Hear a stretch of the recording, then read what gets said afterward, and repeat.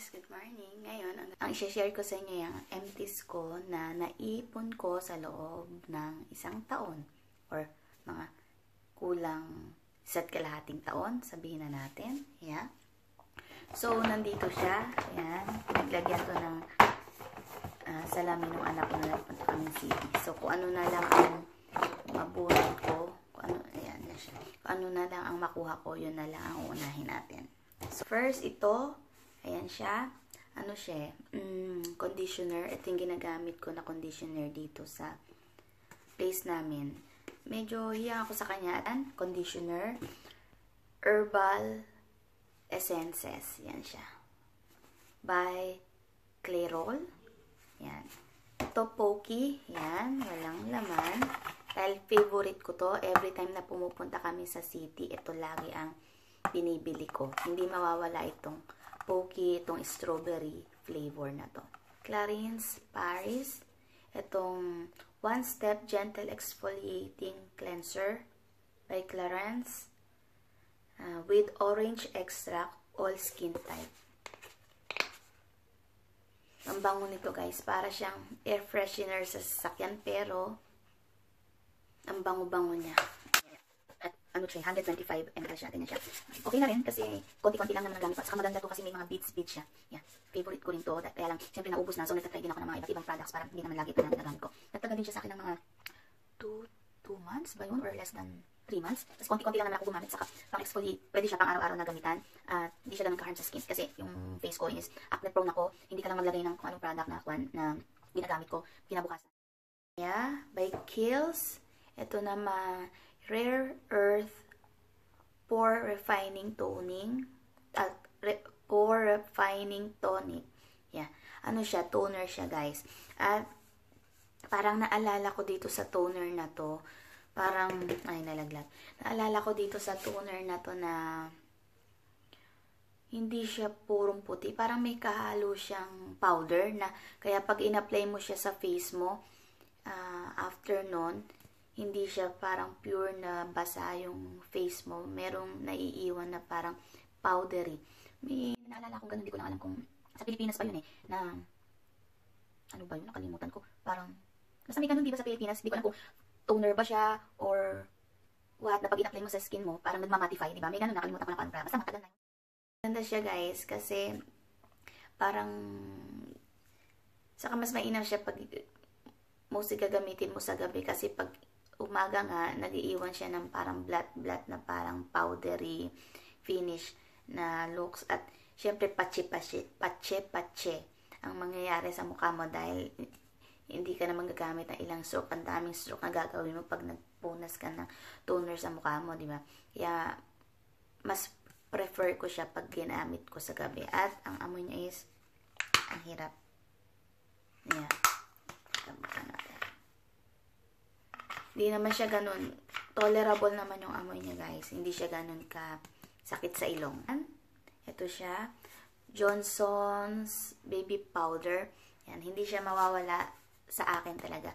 Pag halimbawa may pupunta sa Pilipinas or kwan. Pero nakita ko na siya dito sa place namin. Akala ko kasi walang ganito dito. Sa Norway. Nung pala meron at sa Asian store nakakita ako ng ganito. Kaya, meron din dito sa amin, pero ang name niya is hindi Johnson's, pero ang name is Natusan. Natusan ba yan? Yeah. Basta ganon. At ginagamit ko siya every time na mag-a-apply ako ng makeup after. Dati nga parang hindi ko alam, hindi pa yata uso nun yung parang baking-baking, pero ginagawa ko na siya sa mukha ko, parang pinablat-blat kong ganyan, yan pamaya-maya. Tsaka ko pa lang siya i-spread sa mukha ko. Yan. At maganda siya. Ginagamit ko halimbawa pang everyday na makeup or basta hindi naman yung talagang or pag kahit na pang bongga o pang party na makeup, I make sure na gagamitin ko muna to. And after nun, yung foundation na powder or foundation na powder muna and then after nun, ito naman. Yan. Ako sa face ko nung ini-spray nung ano ba yan, yung Urban Decay. Pero hindi ko talaga bet yung magme-makeup ako, then i-spray ko. Hindi ko type yung dewy finish, dewy look, kasi mas prefer ko yung matte, yung finish ng makeup ko. Rare Earth Pore Deep Pore Daily Cleanser. Ayan. Maganda rin to guys. Pangalawa ko na to. Actually, pangalawang bili ko na to. Ano na siya. Oh. Ayan. Pangalawang purchase ko na. Meron na ako. Ito yung una ko and then bumili ulit ako. At saka matipid siyang gamitin. At meron siyang maliliit na beads. At hindi siya ganun ka-harm sa skin. Kasi pag ginagamit ko naman to alone, halimbawa tinatamad na ako, halimbawa mag-toner, or ito na lang, hindi naman ako nagkakaroon ng acne, ng bumps. So, feeling ko mas okay talaga yung mga product na ganito. At saka Kiehl's, magandang product.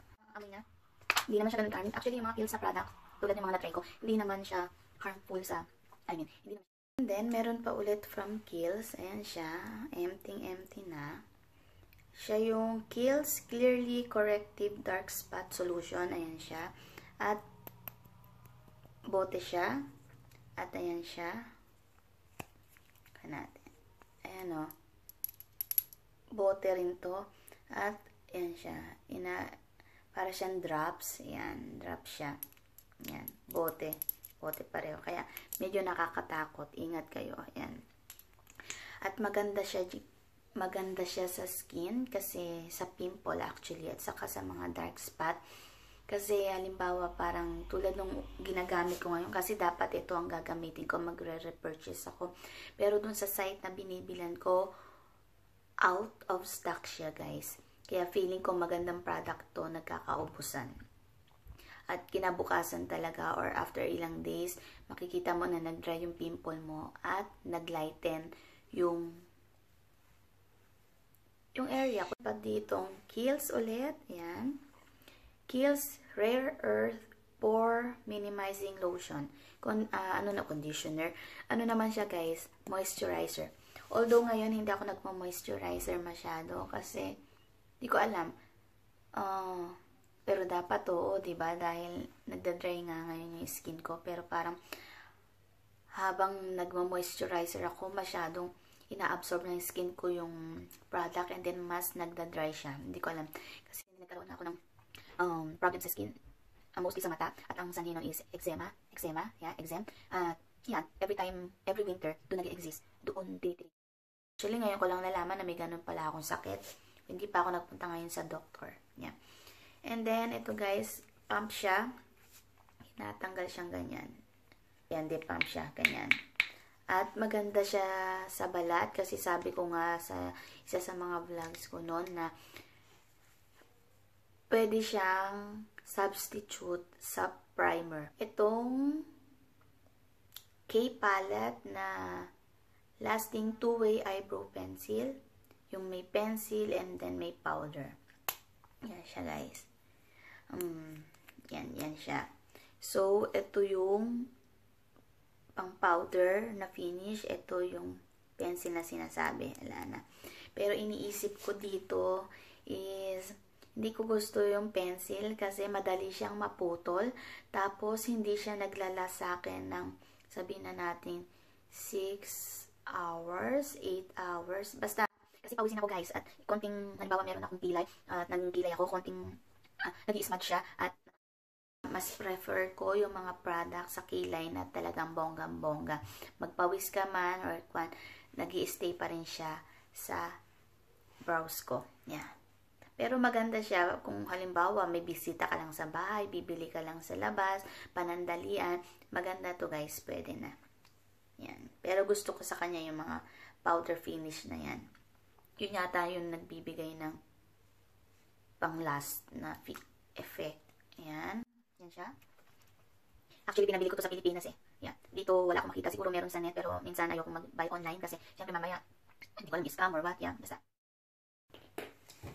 And then meron pa tayo dito. Ayan. K-Palette na lasting two-way eyebrow pencil. Pa rin. Yan. The same siya. Pero ang nangyari, ito mas dark siya. Ito, at wala na, ubos na. Yeah. So, dalawa yung pinabili ko na pencil kasi trinay ko. kung papipiliin ako from 1 to 10, siguro i-rate ko siya ng mga 6.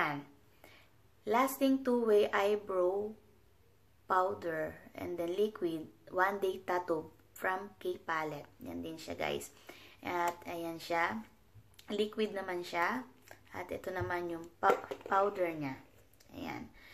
At ito ang the best para sa akin. Nakita ko to kay Melissa Ricks na tutorial. At doon ako nagkaroon ng idea about K Palette kasi kung hindi ko alam yung ganung marka ng yung eyebrow. Ito, guys, grabe. Ang ganda nito. Ito, yan, konting apply. And then, after nyan, itong powder finish. Bonggang-bongga. I-rate ko siya. Sabihin na natin, 9/10, guys. Kasi, minsan, hindi ko alam, medyo mahirap siyang i-apply. Parang kailangan medyo pro ang dating mo once na nag-apply ka kasi nag-i-stain na siya agad. Kaya, yun lang naman, yung 1 point is for application lang naman. Pero, all in all, guys, maganda siya. Yan, naglalash siya. Sabihin na natin, tinry ko nga to first time, kinabukasan, andun pa rin yung kilay ko. Yeah. Hilig ako sa mga products about sa kilay, yan, sa lips. Foundation hindi masyado kasi hindi naman ako laging lumalabas. Glow Minerals na brow gel. Yan siya. Actually, ubos na rin siya. Nung hindi pa ako nag-a-apply nitong mga eyebrow tattoo na to, yung mga liquid powder, yan, pencil, gumagamit ako yung talagang pencil para sa kilay. And then, after nun, papatungan ko siya. Halimbawa, ito kasing product na to is medyo light.